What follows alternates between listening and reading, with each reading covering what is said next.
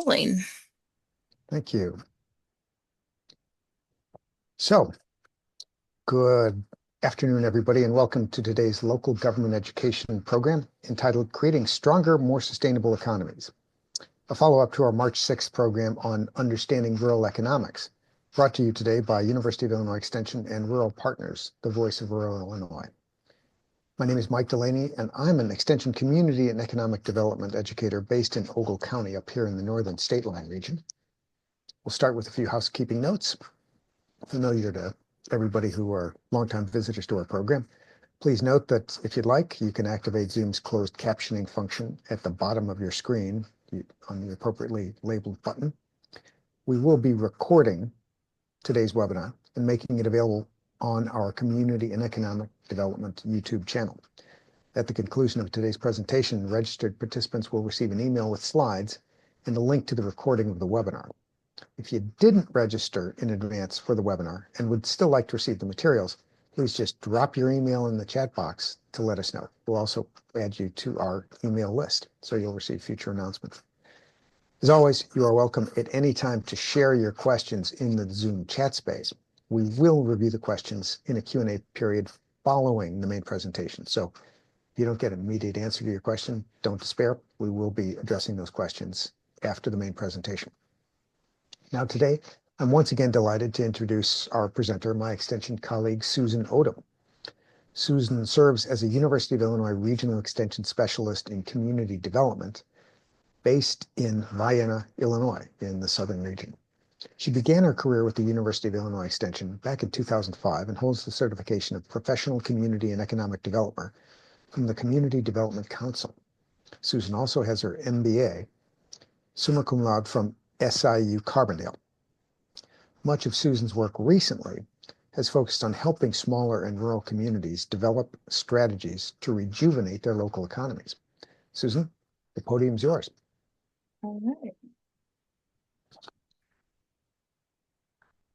So good afternoon, everyone, and I want to thank everyone for joining us today. As Mike outlined, my name is Susan Odom, and I'm an Extension Specialist in Community Development with University of Illinois Extension, and as Mike indicated, I do serve in the southernmost region of the state.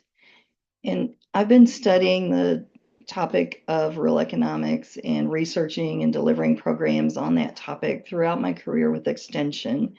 However, this two-part webinar series is actually my first effort to actually deliver the programming online.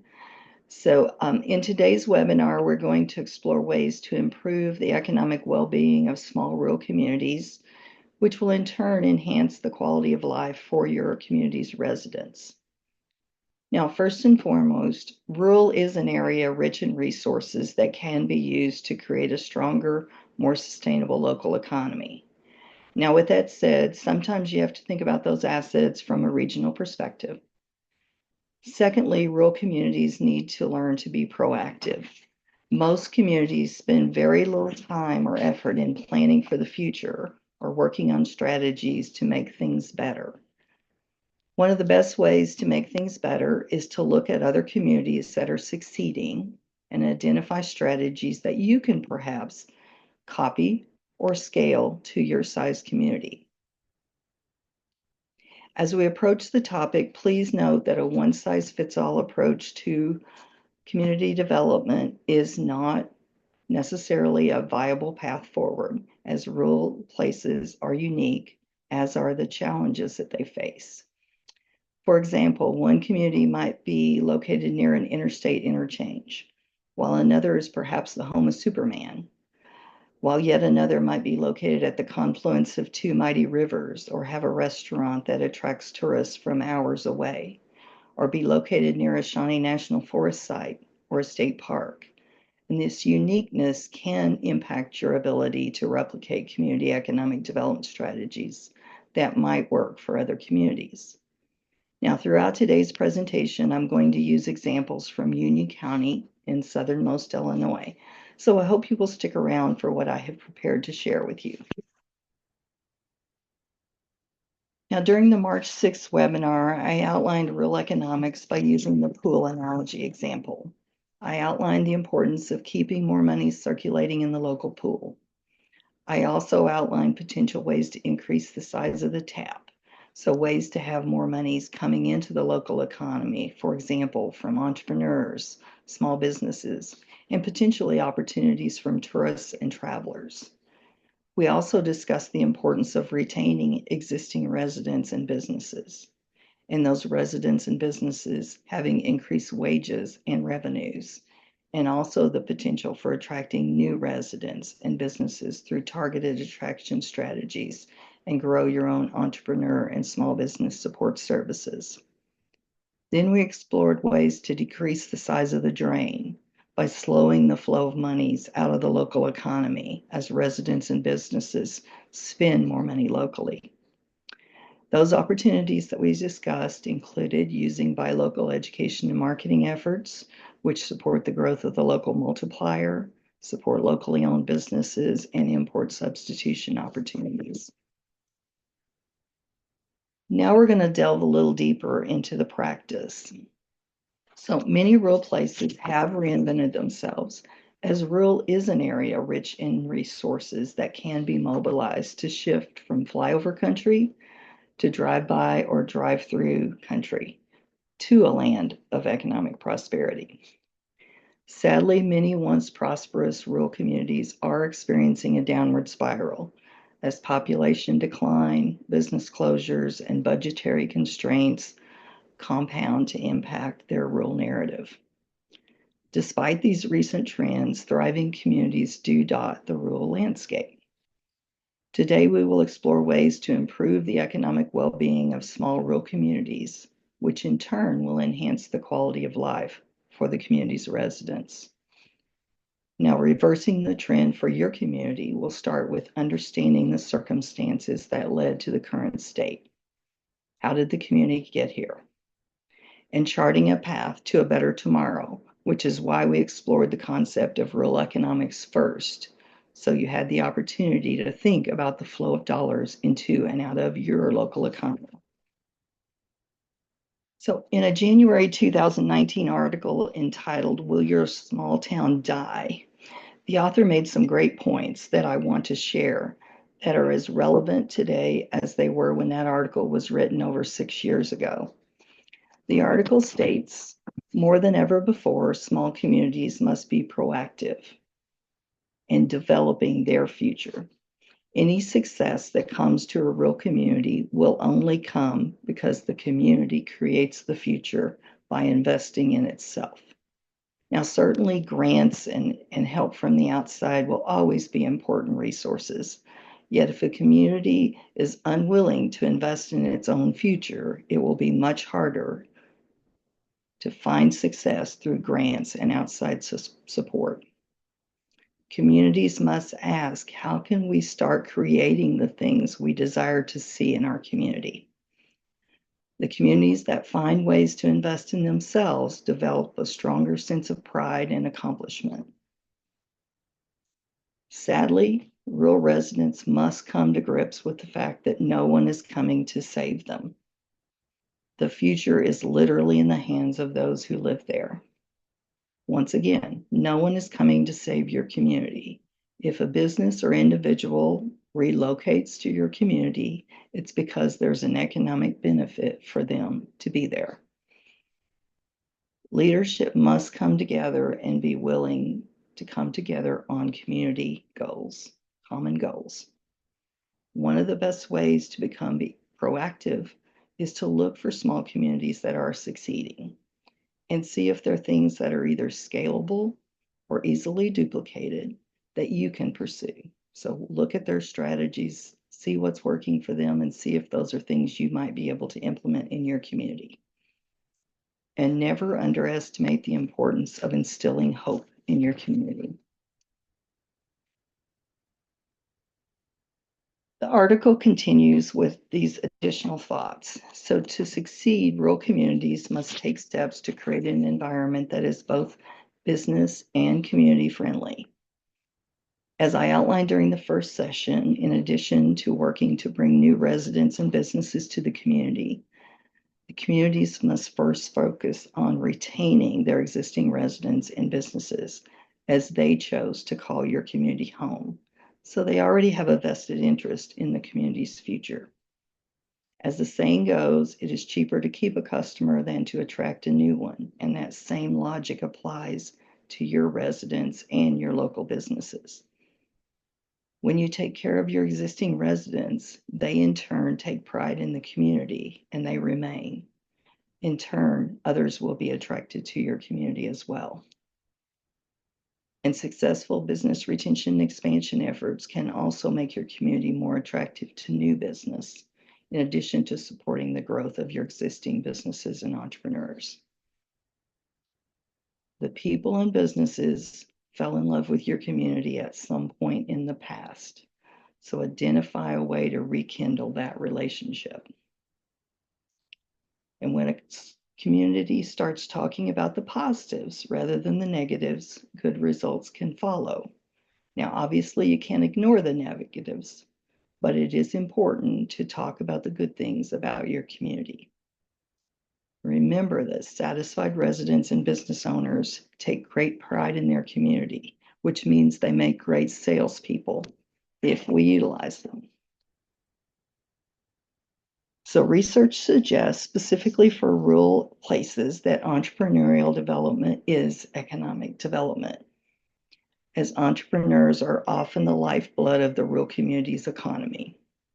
So if you want your small community to prosper, help your local businesses and entrepreneurs prosper, as entrepreneurship represents the best chance for rural economies to grow in the future.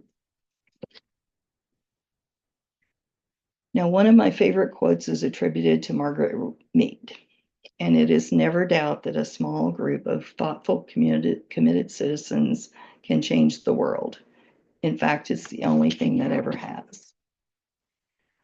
So as we continue, I want to provide you with an example of a time that I witnessed a small group of concerned citizens as they came together to impact sustainable change for their community, stepping up to be the change that they wanted to see. As I indicated in my opening, I've been researching, studying, and delivering programs on the rural economics topic throughout my time with Extension. In the fall of 2013, I had the opportunity to deliver a presentation at an Economic Development Committee meeting in Union County. The two ladies pictured attended the meeting, and the one on the left, Miss Evelyn Bailey, contacted me afterwards and asked if I would be willing to meet with her and Charlotte Clover to further discuss the topic, as their organization, the Union County Women in Business, was considering undertaking a locally first initiative.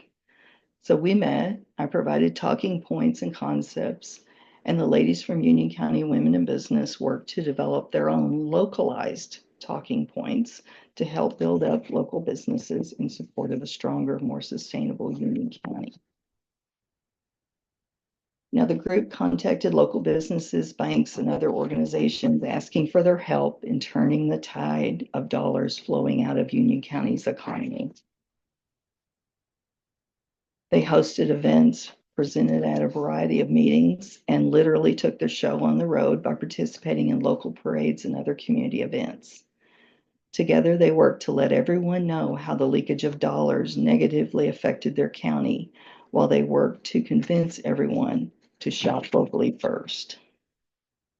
Now, Charlotte and Evelyn led that charge to get consumers to do business with local merchants and service providers. And as a result, they were recognized in 2015 as Southern Illinois Leaders Among Us, something that I was proud to be there for that presentation ceremony. So never underestimate what can be done. And if you aren't on board, get out of the way, because this group of business owners and professionals in Union County are creating the change that they want to see in their community. Now, while the keep it in your county, think shop buy locally first signs are no longer plastered on the main thoroughfares throughout town and in local businesses, the group still supports the efforts as outlined in their locally first message from their website. And one of their most recent marketing efforts included Spend 20 on the 20th to show your love for local. Now, the Union County Women in Business membership understood that it takes everyone in the community stepping up to create a stronger, more sustainable Union County. It takes other local organizations like the Union County Chamber of Commerce, local municipalities like the City of Anna, small business owners, and the host of community leaders to implement real change.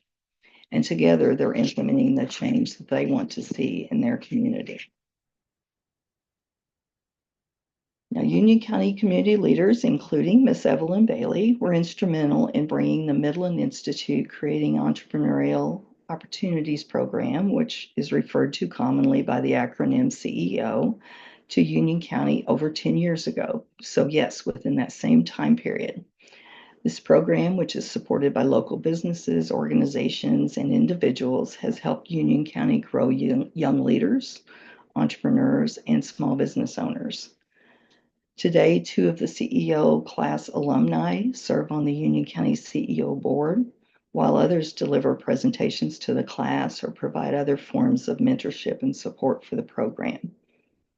And it really seems like the entire Union County community supports CEO, which makes it one of the most successful CEO programs around. And Evelyn Bailey, a retired teacher, was the first Union County CEO facilitator. And while she no longer serves in that role, she now serves on the board of directors for the organization.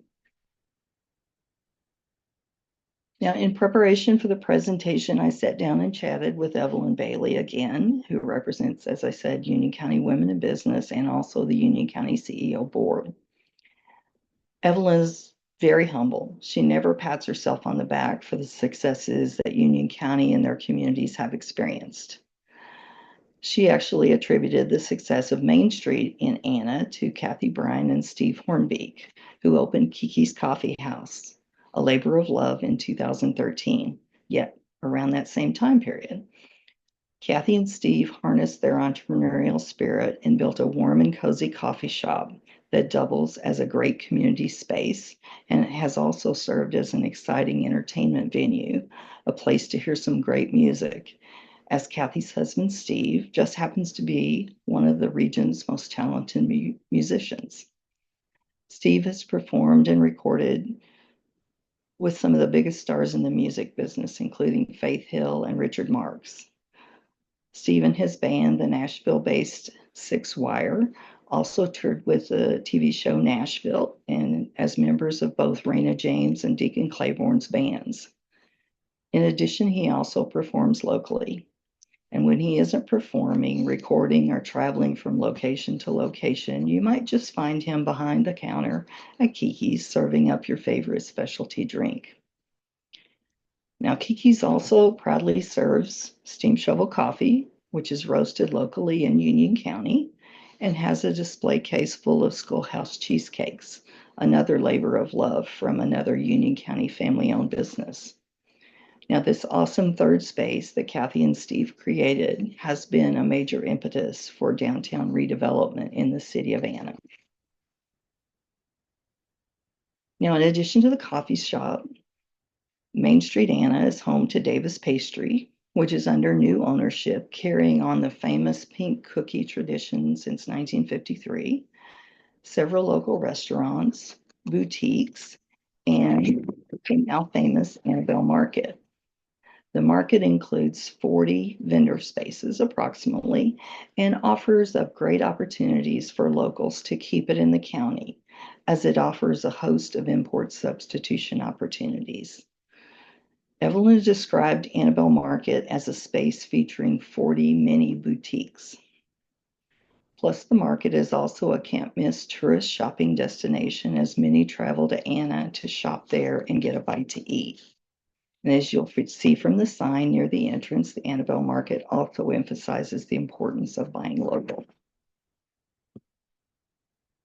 The vendors offer something for everyone, from household goods to specialty paints to home decor. You can buy a new handbag, a hat, a pair of jeans, a shirt, or children's clothing. You can buy locally made items, soaps, candles, and teas made with local lavender, products from the local alpaca farm, or your favorite local honey products. And regardless of what you're looking for, there are many ways to support local farms, local businesses, and local entrepreneurs at the Annabelle Market. And the Annabelle Market Alley is a great place to stop for a selfie to remember your trip to the Annabelle Market in beautiful Union County.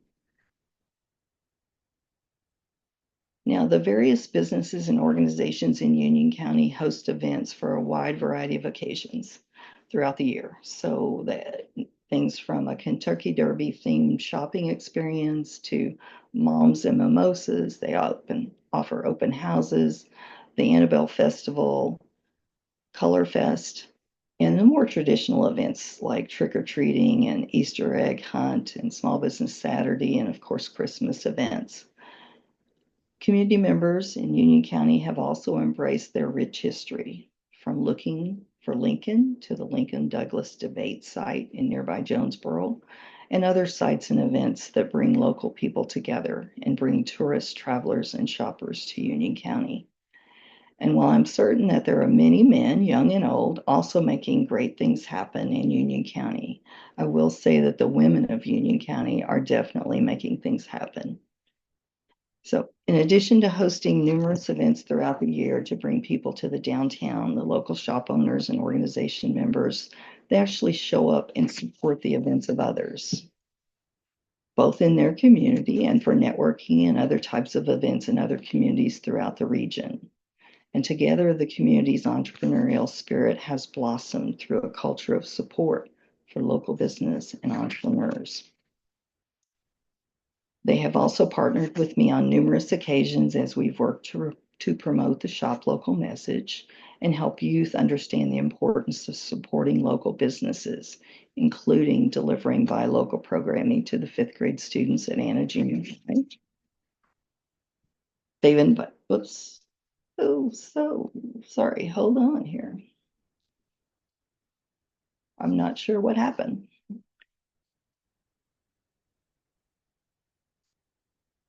Let's go back.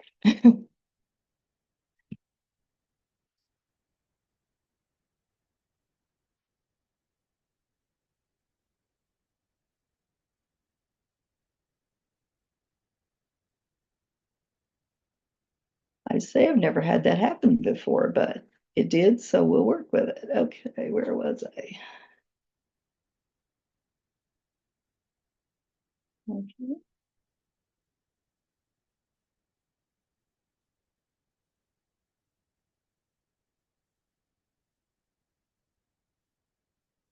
Making things happen. And in addition to hosting numerous events throughout the year to bring people together to the downtown, the local shop owners and organization members show up, support the events of others. And both in their community and for networking and other types of events in other communities throughout the region.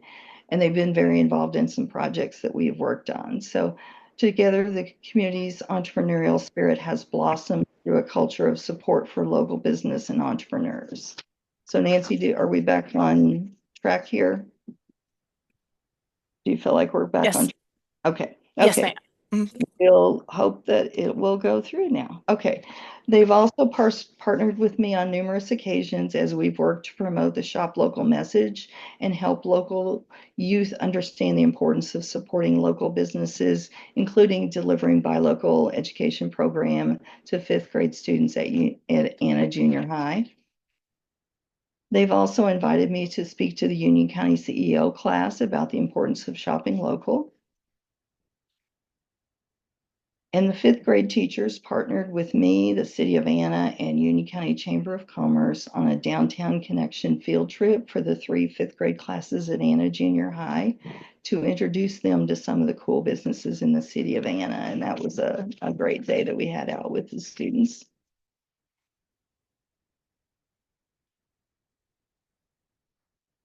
And they have partnered, it's not liking that slide for some reason. Okay, and they have partnered on regional initiatives, including Stronger Economies Together, Create Bridges, and the Eat Shop Love Local Shawnee Forest Country Products Distribution. We're going backwards now. Let's Going forward. Okay. So in preparation for the presentation, I also sat down and chatted with Dory Bigler. She's the city administrator for the city of Anna, and she's also on the Union County Chamber of Commerce board. So the city of Anna has supported the businesses on Main Street with new sidewalks, railings, lighting, benches, and planters that have been added to the area and made it more aesthetically pleasing. They've also worked on a grant project that supported new awnings for the businesses on Main Street. The city also partners with the downtown businesses and organizations on events and closes certain streets to traffic to provide a safer space for those events to occur. And the city of Anna has created community spaces and community pride through mural projects. And with the assistance of grant funding, the city of Anna is also redoing the baseball fields to make them handicap accessible and to provide extra parking and another entrance to improve the flow of traffic into the park. Now, the city has also created a great space for their weekly farmers market. However, additional improvements are now being planned that will further enhance that experience as the Davie Street project comes to fruition in the future. The design drawings suggest this is going to be a wonderful new space for community members to enjoy. And Dory attributes the city of Anna's success to having an open line of communication with their businesses, organizations, and residents. She highlighted the importance of the various events that are hosted throughout the year and how the community comes together to make things happen and people show up in support. She also outlined that elected leadership is very important, so communities need to be selective when picking people to serve in leadership roles in their community. She also outlined the importance of doing infrastructure projects. However, she was quick to note that the community has been really excited about some of the projects they've been doing recently and that they have in the works that support community and creative placemaking. Once again, communication is key. If community members set egos aside and don't worry about who gets the credit, lots of great things can happen in small rural communities. So in addition to Main Street, new owners revived the long-loved pizza restaurant, Pizza Villa, after the owner retired and the business closed. The new owners worked with the previous owner to ensure that they did things the Pizza Villa way. And as pizza lovers flocked to the old Pizza Villa location after they reopened, it became clear that they needed a new, larger space to accommodate increased seating and meetings. So they have now moved to a new location that's absolutely beautiful. And they've even offered space to Union County CEO to meet there since the class meets before the restaurant opens for lunch. Now, there's not sufficient time in the presentation to tell you about all the cool things that there are to do in Union County. And the majority of the focus so far has been centered around the city of Anna. However, great things are also occurring in other Union County communities, including Jonesboro and Cobden and Alto Pass. Now, while Interstate 57 runs through Union County, none of the communities sit adjacent to the interstate. I think that is important for us to note and to think about. And as is the fact that the Union County's population is just under 17,000. In the city of Anna, which I've been focusing on, their population is about 4,300. Now, Union County has embraced its rich history, its agricultural roots, which include peach and apple orchards, wineries and vineyards, proximity to Giant City State Park, and portions of the Shawnee National Forest. And as a result, Union County now has a booming Airbnb and cabin rental industry, and many other businesses that support tourism and agritourism have been developed in recent years. Tourists now travel to Anna to stay at the Davie School Inn. They flock to Flam Orchards for fresh strawberries, strawberry shortcake, peaches, peach cobbler, apples, and apple dumplings. They come for the day to experience Rindleman Orchards, as they offer flower fields and pumpkins, in addition to peaches and apple cider donuts, which, by the way, are the best, plus cool selfie stations. Plus, on busy weekends during the summer, local food trucks are also available on site. Now, local restaurants embrace their seasons with specials featuring locally grown products. Plus, you can visit the alpacas at the Rolling Oak Alpaca Ranch, check out locally made pottery at Alto Clay Works, and zip through the trees at Shawnee Bluffs Canopy Tour. You can plan a beautiful wedding at the Havisham House or partake in some adult beverages at Havisham Bourbon Brew and Spirits. I could literally go on, but I wanted to give you a flavor of Union County and hope that you will visit soon. And as I said in the opening, one of the best ways to become proactive is to look for small communities that are succeeding and see if there are scalable or easily duplicated strategies you can pursue. And Union County would be a great place to do just that. So in closing, if you're interested in creating a stronger, more sustainable rural economy, first and foremost, remember the community must invest in itself. Leadership must bring people and groups together to work toward common goals, as Evelyn Bailey and Charlotte Clover did many years ago. Community leaders must ask, how can we start creating the things we desire to see in our community? Communities must also be proactive. They can't wait for someone or some business to move to their community to save them. One of the best ways to become proactive is to look for small communities that are succeeding and see what can be copied in your community. Visit these communities and learn how they transition from reactive to proactive and adopt some of their forward-thinking strategies. Most importantly, possess a can-do attitude and understand the importance of working collaboratively, creating synergies that support win-win solutions.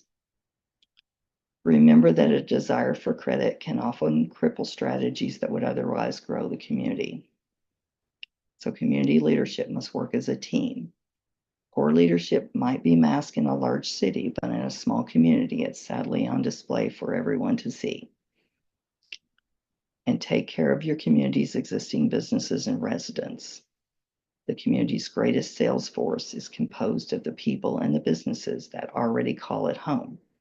As communities start by taking care of their existing businesses, this leads to growth within those businesses and also leads to becoming more attractive to new businesses. It can literally create a snowball effect, as has been demonstrated in Union County. Your residents and your businesses fell in love with your community at some point in the past, so identify a way to rekindle that love for community.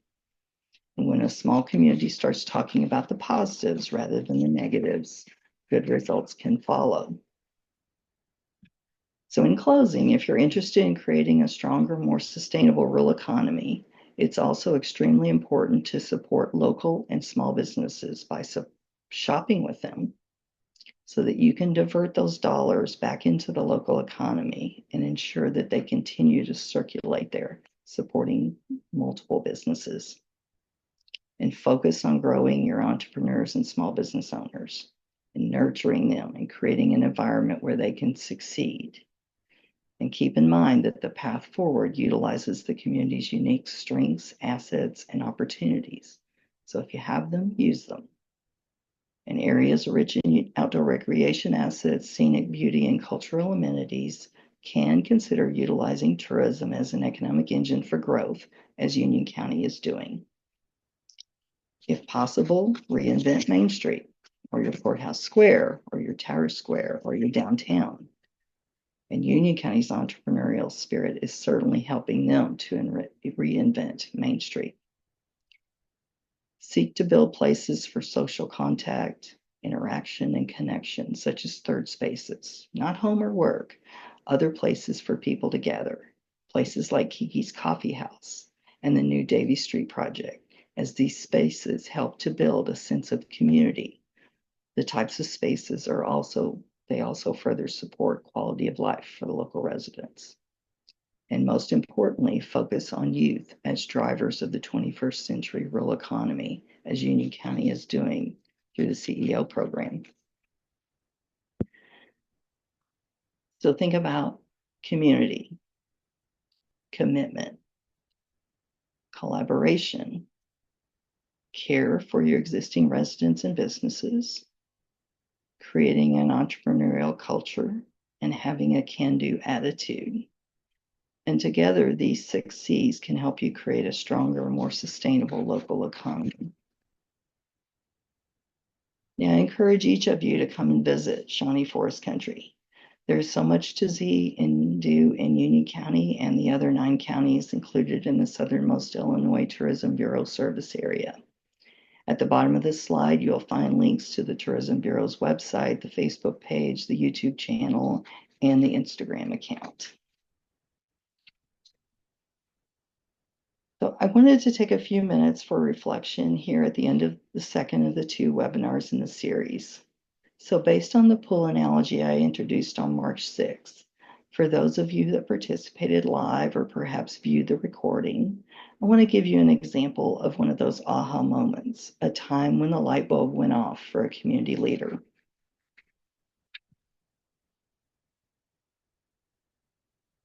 So Fred was the city clerk of a small rural community in southern Illinois. At the time, we were working on a regional project called Stronger Economies Together. And as a result of that regional effort, Fred had the opportunity to be in the room with Evelyn Bailey and Charlotte Clover and other members of the Union County Women in Business Organization. As a result, he learned about their Keep It in the County, Think Shop Buy Locally First initiative. Plus, I delivered Shop Local programming in their community as well. So one day when I was checking my email, I had this message from Fred who outlined that the light bulb had went off for him. And his message, which I'll read to you, was, because of your presentation at the courthouse last year, I decided that all the Christmas gift cards that the city distributes to workers and folks who help with our Christmas parade would be for local businesses. In the past, the city bought Walmart gift cards.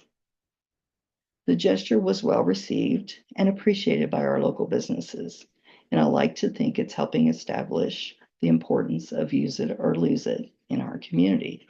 Best regards, Fred.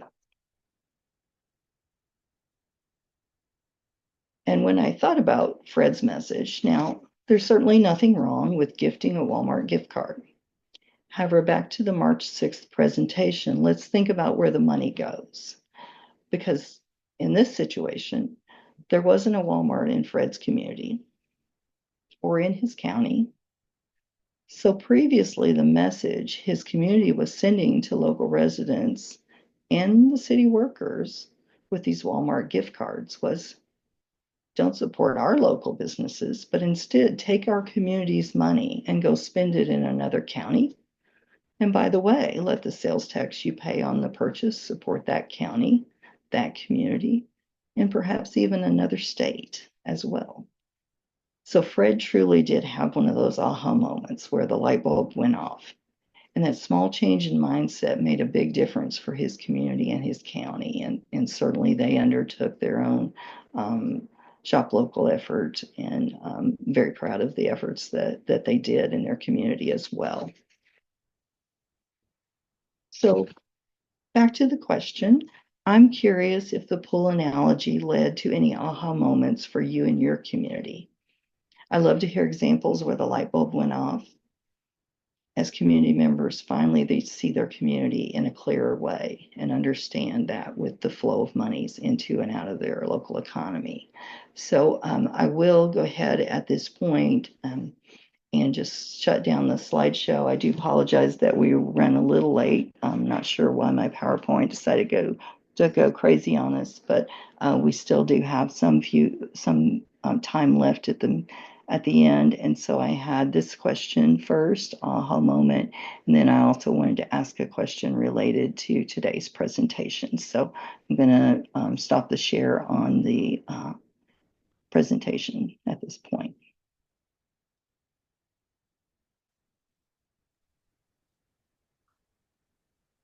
So, Susan, you'd like the folks who are on today with us to take a moment and perhaps share their aha moment, either in the chat space or open up their mics, unmute themselves, and share a little bit first-person story? Yes, if they have one from the March 6th presentation, first of all. And then, of course, the second question is based on the content that I shared today from Union County. Just if you garnered any ideas that you might want to try and copy in your community from today's presentation. So anything related to either one of those, just like to get some feedback from people to understand if they're garnering aha moments or if the examples helped them to understand how Well, to. and Abigail has just shared a one aha moment about how much is lost when our communities don't have a locally owned grocery store. Absolutely. A continuing challenge that we're seeing in many small rural communities. Um, and I don't know her specific circumstance, but certainly some communities, if they're fortunate, they may have a Dollar General or one of the Dollar General now that's as kind of the market, the Dollar General market. But yes, losing those resources in your community has really been a sad shift for many small rural communities.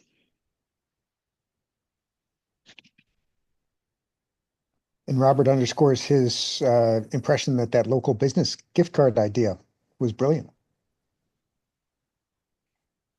I was very proud of Fred on that. He at first in some of our meetings with Union County Women in Business, he was trying to see if he could get any of them to actually move to Union County or from Union County to his county.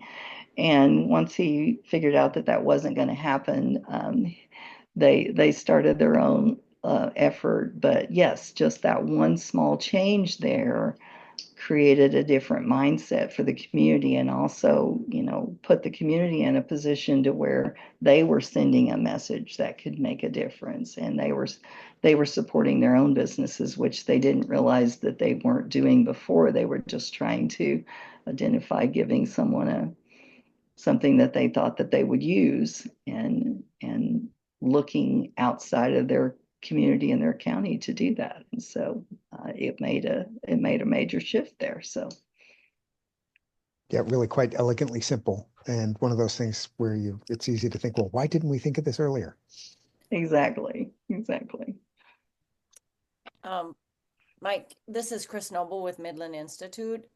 Susan, I want to thank you for highlighting the CEO program. I come from the chamber world. I've known Mike in my work with the chamber, and I recently moved over to the Midland Institute for the reasons you were talking about.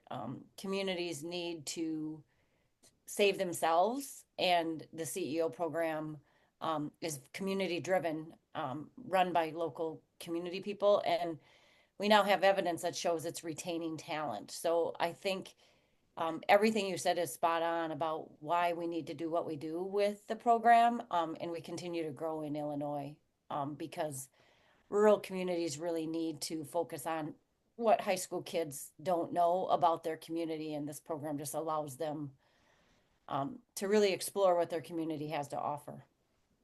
Absolutely. And I've had the opportunity throughout the years to really watch the Union County CEO program grow and get to know some of the students in the different classes. And actually, we tapped the Union County CEO and their facilitator Melanie Smith to help us. We're launching a CEO program here in Johnson County, in the county that I live. And both Melanie and the students came and talked to our students and community members here in Johnson County about CEO. So they've been a great asset to us, and they're certainly doing wonderful things in their communities as well.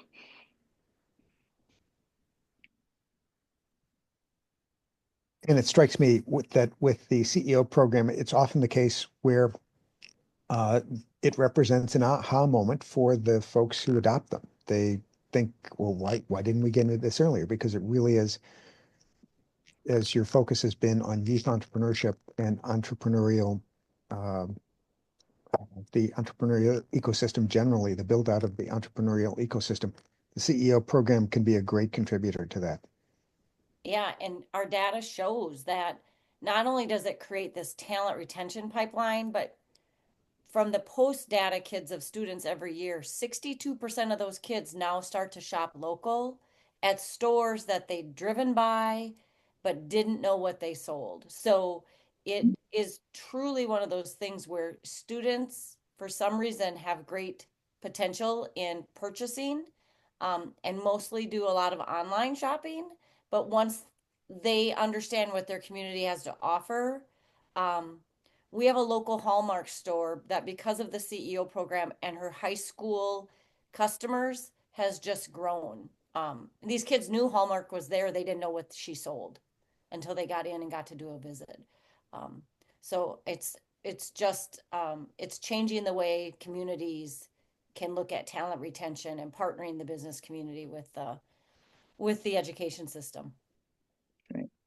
And one of the basic messages that I deliver when I'm doing the programming for them is to just to ask them to tell me what is CEO and how it's funded, and and just highlight to them and get that aha moment for them that they would not be sitting there listening to me that morning if it was not for their small business, primarily their small business community and community leaders, of course, supporting the effort, that they wouldn't be there. And I've saw those stories and heard those stories too of them just really not realizing that there are businesses in their community that are doing things that they just never even knew of, besides just even that local flavor and the local focus. But um, Yeah.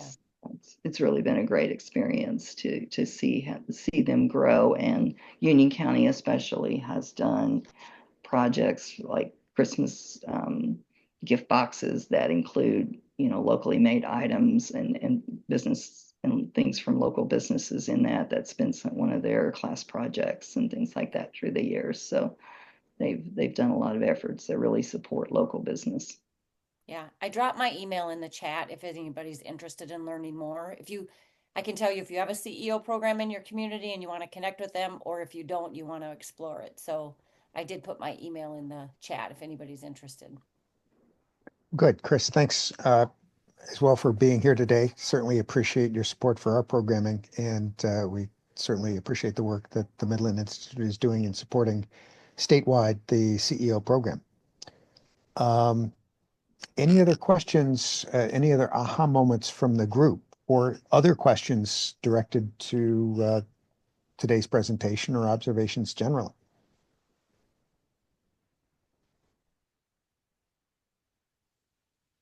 Susan, I've got one question.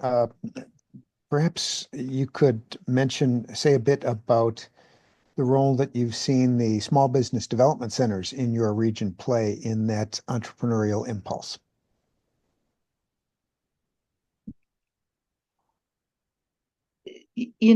And to address that topic, Mike, I think, sadly throughout Illinois, we have some pockets of areas that have small business development centers that are very strong and that do a great job of helping to grow small businesses and entrepreneurs in the region. Certainly, we have some areas that maybe are maybe further removed from those types of opportunities. Here in southernmost,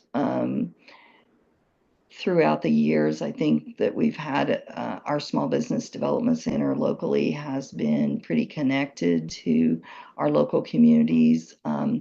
We did see some retirements at the local SBDC a few years ago, and I think that they're still kind of working to transition and get back on stronger footing, but certainly even back to Union County CEO. I know that the new director of the SBDC at the local community college here has been very engaged with Union County CEO, and talking to them, coming and talking to the class as they've worked through their business plans and things like that, so they can be an asset to those types of efforts. Plus, just the growth that we've saw in general in small business and entrepreneurship in this region, that both the one at the local community college and then also the one at Southern Illinois University, I'm sure have been huge assets to help some of these business owners work through that process and become engaged in that. And certainly most of those have good connections and come and they do presentations to groups like Union County Women in Business and Union County CEO, and they talk to the Union County Chamber, and so they've made those connections. And so I think that's another important component of that is, having the ability to have someone to help you work through your business plan and make sure that it's going to be viable. And but even successive businesses in a community can spur other people to undertake projects that they might otherwise not take on, just because that they can see that things are being successful and that the community members are supporting local business. That gives people the feeling that I can go do this, and it will be successful as well. But these business owners work hard to do that. I mean, they do lots of events, they do lots of promotion, lots of marketing, get their, get themselves out there, to really do this. And then in turn, the community supports them, and most of them are very successful as a result. Thank you. Let's take just a moment now. We've got a few more minutes remaining, but let's put up a quick poll, Nancy, if you wouldn't mind, just to get a quick sense of helping us understand the knowledge gain associated with the presentations, and hope helps us improve our programming on economic development and entrepreneurial ecosystems. Susan, I've got a question, another question that you had mentioned. You'd used the term import substitution. I think you mentioned it in the presentation a couple of weeks ago as well. Could you spend just a moment sharing what that term means? I know when people hear import substitution, the first focus is usually on import, and they think international. Oh, what's substituting for things coming in from international sources? But that's not necessarily what it means in the context you've been using it. No, not in this context. We're really thinking about things that, and once again, I do focus, on rural economies specifically. So when we think of that, and sadly, someone said earlier that they didn't have a grocery store or a local grocery store in their community or something of that nature. So when I think of import substitution as it relates to rural economies, I'm thinking about things that people who live in the community might either go outside the community to purchase something. So maybe they go to a regional shopping destination, or what malls used to be popular. Now we've saw kind of we're seeing that shift to online shopping. So, but to me, what import substitution is having a local option to buy something. So back to the Annabelle Market example, that would be these local boutiques that are offering things for sale. So instead of ladies needing to go outside the community to buy a new handbag or a purse or jeans or something like that, if there's a local option to purchase those things, then they can purchase those in the community and keep that local. So it's substituting something that you might purchase outside the community, either in a regional shopping destination, a mall, or online, and identifying a local thing that you can purchase. At the conclusion of the last webinar, I gave an example even of a Yankee candle. So if you could go buy a Yankee candle online. You could go buy one at a mall or a regional shopping destination site, but maybe a local business in your community sells a Yankee candle. So that's an opportunity for you to buy it in your community instead of shifting your dollars out of your community. Or alternatively, it could even be that instead of it being a Yankee candle, it's a locally made candle. And so then even more of the money and more of the benefit comes and supports your local real economy. Does that help, Mike? Exactly. Thank you. Well, we are coming up to the end of our time here. Does anybody have any last observations or questions? Well, not hearing any, I will say again on behalf of the University of Illinois Extension and Rural Partners, thank you, Susan, for your presentation today and for your presentation several weeks ago. As I mentioned earlier to the folks in the audience, if you registered for the webinar, you'll receive the presentation materials and a link to the recording. If you didn't register and somebody simply shared the link with you, that's absolutely fine. But drop your email into the chat box and we will make sure to get you the presentation materials and a link to the recording. Again, if you're not already receiving our email notices about upcoming webinar offerings, just drop your email into the chat before you go and we'll add you to our email list. Make sure you receive notices about, for example, something coming up on Friday, April 4th at 1 p.m. You can join the monthly coalition call from the Illinois broadband team. Listen to partners share their experience about broadband with an opportunity to network with stakeholders and learn something about the importance of broadband in rural development. We're also preparing a program on April 17th. It's still in the works, but we're hoping to be able to offer it on the Farm Bill. If you are a subscriber to our email chain, you'll be getting a note when that is up and ready to go and we have things finalized. So keep an eye open for that notice coming in your email box. Of course, as always, I'd like to invite you to visit our website at go.illinois.edu/LGE to access our video archives, rich with prior presentations on a wide variety of community development topics. So thank you all for attending today's webinar. As always, we appreciate you being here. Have a great day, and we hope to see you back for future presentations.